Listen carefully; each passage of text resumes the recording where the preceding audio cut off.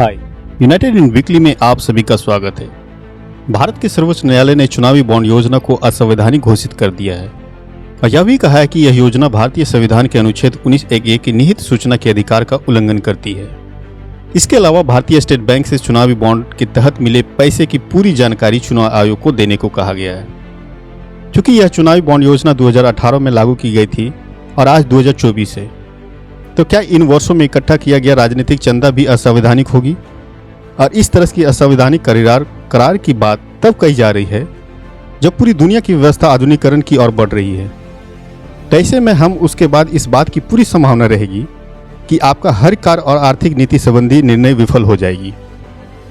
लोकतांत्रिक व्यवस्थाओं में और अधिक निष्पक्ष और पारदर्शी तंत्र की मांग लगातार बढ़ती जा रही है ताकि सर्वश्रेष्ठ व्यक्ति को देश की बागडोर सौंपी जा सके। तो हमें इस बात को लेकर तनिक भी संदेह नहीं होनी चाहिए कि हमारा आने वाला समय इस बात पर निर्भर करेगा कि आज हम लगातार बढ़ती चुनौतियों के साथ समझौर होती संस्थानों और खराब शासन को लेकर हम कितना सतर्क हैं। यह किसी भी व्यक्ति विशेष की बात नहीं है, यह बल्कि यह हमारी सामूहिक और व्यक्तिगत जिम्मेदारी भी है। यहाँ तक कि दुनिया में कोई भी देश किसी भी व्यक्ति विशेष से नहीं बल्कि एक सामूहिक जिम्मेदारी और भागीदारी से प्रगति की तरफ चलती है। आपसे अनुरोध है कि हम और आप अपने जीवन में कोई भी निर्णय हमेशा सोच विचार और विमर्श करके ही लें ताकि हमें अपने आप को एक जीवित नागरिक होने का सम्मान मिल सके। 2024 के आम चुनाव में अत्यधिक सजग और सचेत रहने की भी जरूरत है। जब लोकतांत्रिक मूल्यों में गिरावट की आहट सुनाई पड़ने लगे तब हमें लगातार अनेक प्रकार की चुनौतियों का सामना करना पड़ता है। आयोग, प्रतिनिधित्व और खराब शासन लगातार ही चुनौतियों को थोपने में माहिर होते हैं।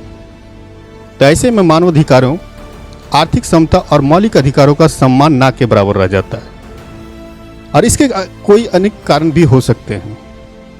अभिव्यक्ति और हमारी राय की स्वतंत्रता में एक तरह से पाबंदी, न्यायपालिका की स्वतंत्रता में उथल पुथल, लोक प्रशासन में अपारदर्शिता, जवाबदेही को लेकर लगातार निरंतर गिरावट दर्ज होना और स्वतंत्र मीडिया का जवाबदेही तय न होना।